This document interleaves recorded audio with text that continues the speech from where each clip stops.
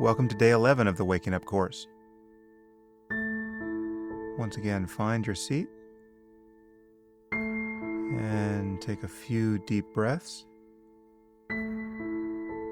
and gently close your eyes. You'll find you can meditate with your eyes open or closed. Doesn't matter in the end, but for the moment, let's keep them closed and become aware of the sensation of breathing.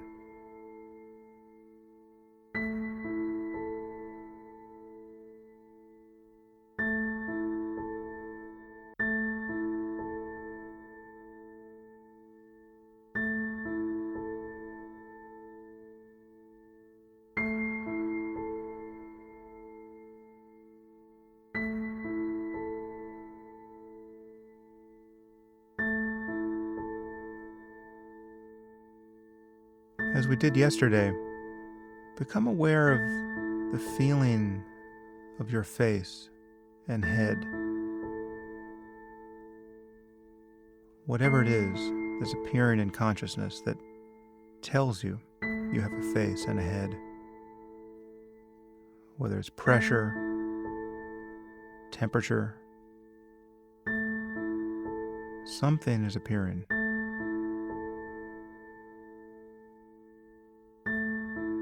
And yet most of the time we feel that we are in our heads, behind our faces. I want you to notice how untenable that is from the point of view of consciousness.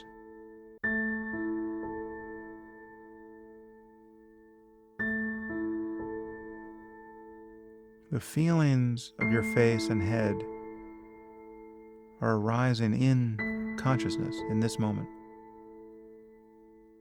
They're appearing in this same condition where sounds and other sensations and even thoughts themselves are arising. Your thoughts are not in your head. As a matter of experience, everything is simply appearing in awareness in this moment. Again, this is not a statement about consciousness being independent of the brain. We can think and talk about that in one of the lessons. I'm talking about the raw experience.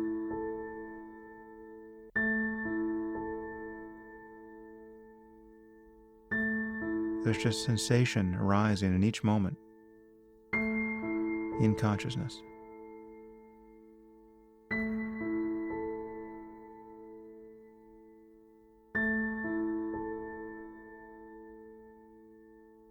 And this includes the feeling of having a head, the feeling of being behind your face.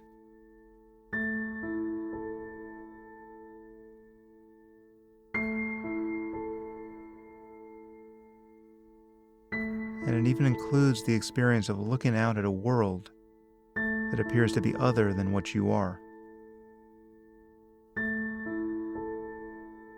So in this moment, open your eyes and simply look at your visual field, at this bright display of color and shadow.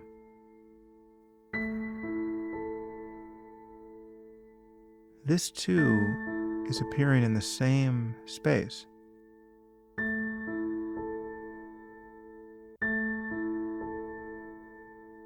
This is the same place where thoughts and sensations are arising. This is consciousness. And if that's not obvious to you, I'd like you to consciously visualize something in the space before you. Picture a candle burning a few inches from your nose. Something appeared there.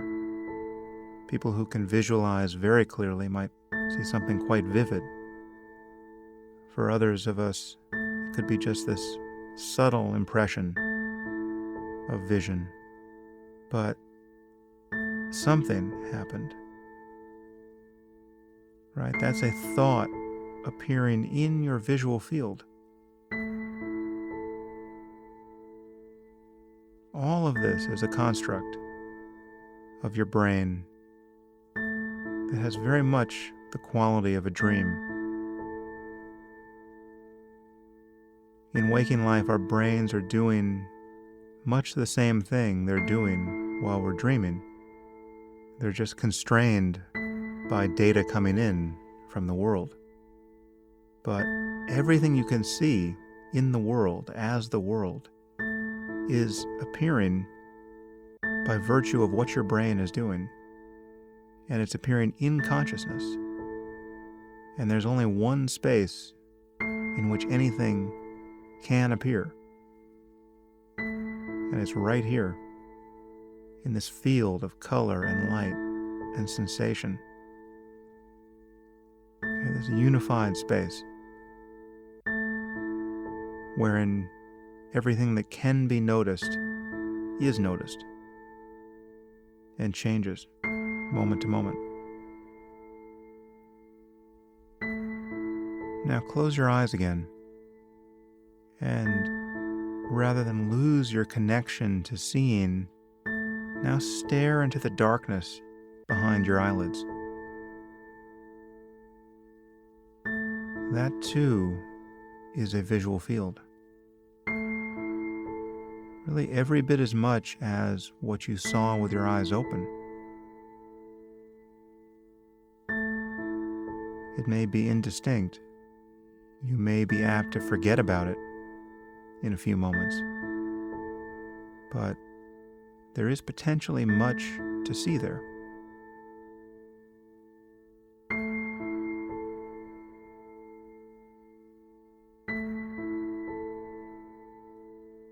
As a matter of experience, there's nothing outside of consciousness.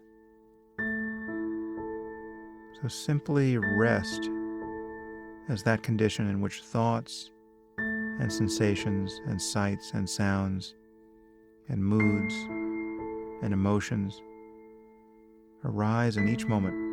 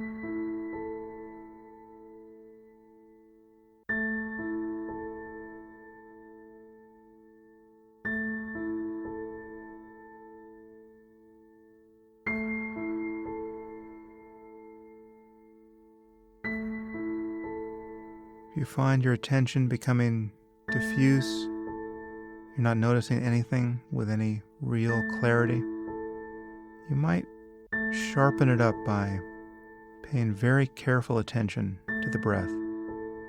And again, the use of a mental note can be very helpful here. Either in and out, or actually counting your breaths. And starting again at 1 when you lose count.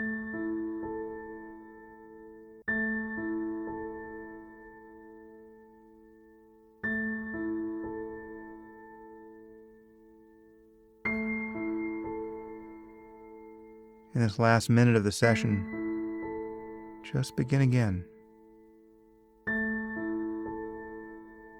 And just leave your mind totally relaxed. And notice whatever you notice spontaneously.